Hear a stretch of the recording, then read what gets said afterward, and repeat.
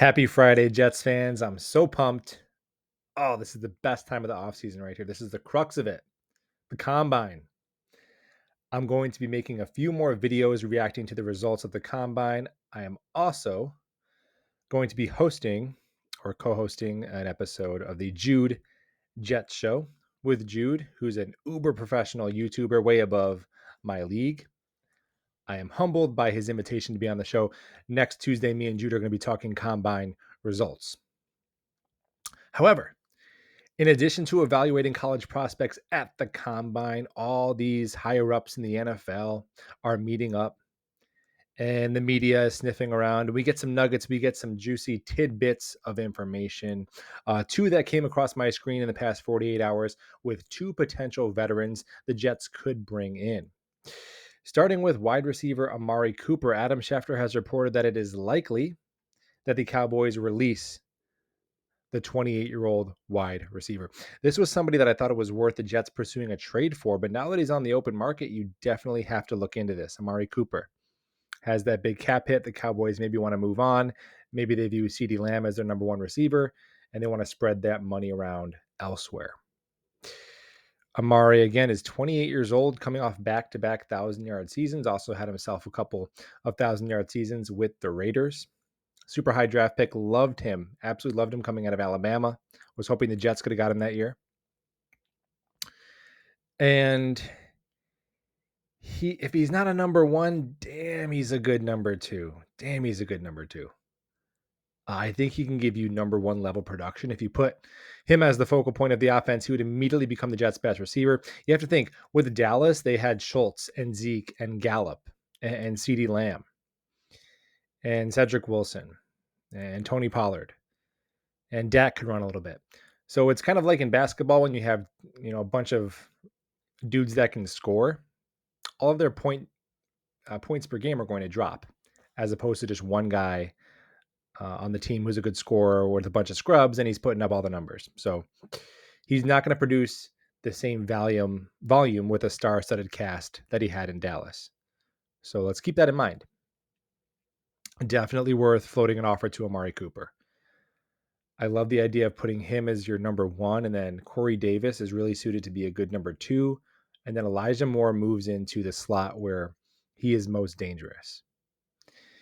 Now, the only issue with this is then okay, if you bring in Amari Cooper, which is probably going to cost you around 16, 17 million a year. Now you pair that with Corey Davis's cap hit.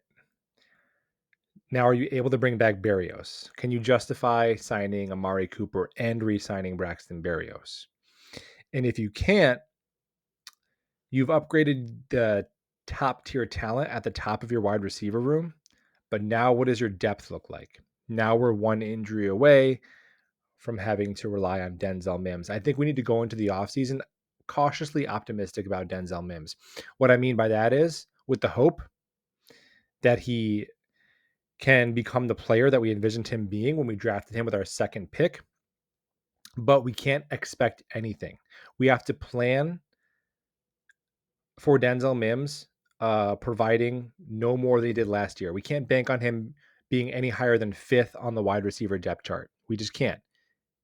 We can't bank on that. We can hope, but we cannot bank on that. So now, okay, where does that leave us with our depth in the wide receiver room? Maybe then we draft a receiver with a mid-round pick, someone we're developing who's now our wide receiver number 4. But then I don't know. I just, going into this year, we want premier talent, but also we just want to avoid having borderline pros for Zach Wilson to have to throw to, right? That was painful. When we have DJ Montgomery in there and guys off the practice squad who are running the wrong routes, and it's just a mess. So I think it would be justifiable to really pay for Amari Cooper and bring back Berrios. I really do. I really think it's worth it.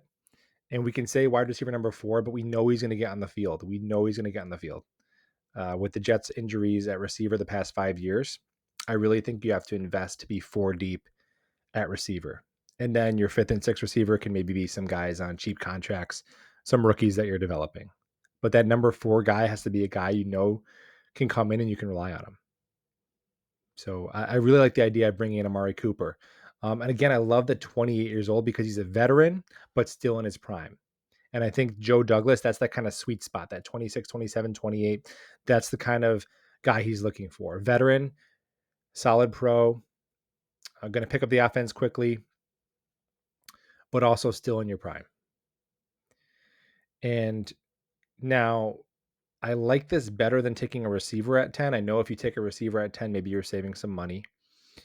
But you avoid the growing pains of having, because then you have a rookie wide receiver on the outside and a second wide receiver in Elijah Moore, and then Denzel Mims, who's still learning how to play the position. I think we really want some solid pros, established pros for Zach Wilson to throw to. I like this move. I like Amari Cooper a lot. Okay. Now, the second name I've seen floated across the interwebs who may become available, that is James Bradberry, cornerback of the New York Giants, who I hadn't really had my eye on. I guess I wasn't as up to date on the Giants cap situation. I guess it's they're looking to shed some cap space. You would think a team that finished with the 4 or 5 wins that they did would be pretty flush with cap space, but that is not so. So James Bradberry, he's got like a $20 million cap hit. Now his contract is written that if he is traded, the team that acquires him would only be on the hook for $13 million. Because at $21 million, I'm out, full stop.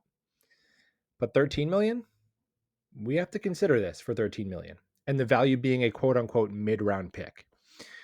Okay, so who's James Bradberry? 28-year-old corner. Again, that age point. Veteran, still in his prime. I like it. 6'1", 212. He's kind of built like a safety, a bigger, more physical corner. Our secondary was awful at tackling last year. A lot of the corners that we drafted later in the draft last year, I like them a lot, but they're all really small. So I like the size. Age, check. Size, check. Price point, $13 million, check. Having to give up just a mid-round pick, check. I like all that so far. How he performed on the field 2 seasons ago, he did really well. Pro Football Focus score of 80, one of the better, one in the top 10 percentage of corners in the league. Last year dropped a little bit, 64 Pro Football Focus, but 7 interceptions over the last 2 seasons. The Jets have really struggled to take the football away, and lots of passes defended. So he's a guy who's going to get his hand on the football, make some things happen with turnovers. I think he immediately becomes the number 1 corner. I like Bryce Hall. I know there was that article that's saying teams were picking on Bryce Hall because of his ball skills. I don't know. There's a lot of dudes to pick on the New York Jets defense last year, and Bryce Hall was probably the best guy in coverage to my eye. I watched every snap, so I don't know who said that. But I think Bryce Hall is a solid number 2, and James Bradberry could be like a lower end number 1 corner. And at $13 million, okay. If you look at the cornerbacks in the free agent market, can you do better than James Bradberry for $13 million? I'm not sure you can. Carlton Davis is probably going to cost upwards of $15 million. And I honestly think Bradberry is a better player. Davis is a little younger. He's a hotter name. But I don't have any evidence that tells me Carlton Davis is a better corner than James Bradberry. I think Carlton Davis is that one guy in every position every year it's an average, above average player who's going to get great player money. I'm staying away from Carlton Davis. Okay, now what's it going to cost to get James Bradberry? Mid-round pick. That's pretty vague. That means picks rounds 3 through 5. If they were asking for a second-round pick, I'd be out. If they're asking for a 4th rounder, I'm doing that in a second. And then with a third rounder, I have to think on it, but I'm probably leaning towards yes with our 3rd-round pick. And we have a high 3rd-round pick. So if the value is a mid-rounder, we have a high 3rd-round pick. There's a really good chance we can get that done. We can make that move. I'm excited about this. I'm really excited about both of these potential moves because if we do both of these things, if we get solid veteran starters, upgrades at wide receiver and corner, now we have so much flexibility in the draft. Okay, now we're looking at probably edge at 4, right? Now at 10, the 2 positions that we've been talking about at 10 have been cornerback and wide receiver. Well, we just made these huge upgrades. Now we can be in that best player available mindset. Maybe we go offensive line. Maybe Kyle Hamilton falls there. And I know none of us are in love with Kyle Hamilton at 4, but I mean, at 10, I'd sign up for that at 10. Maybe the people running the Tyler Linderbaum hype train get their wish at 10.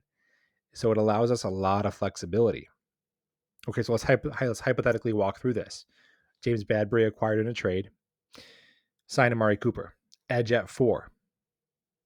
Maybe O-line at 10. Now you have still 2 second-round picks, 2 fourth-round picks, because you traded the third to get Bradberry, and 2 fifth-rounders. So you can really use the rest of that draft to upgrade at safety and linebacker and tight end.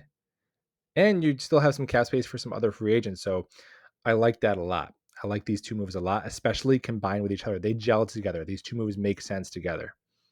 I really hope we can do this. All right, let me know what you think below.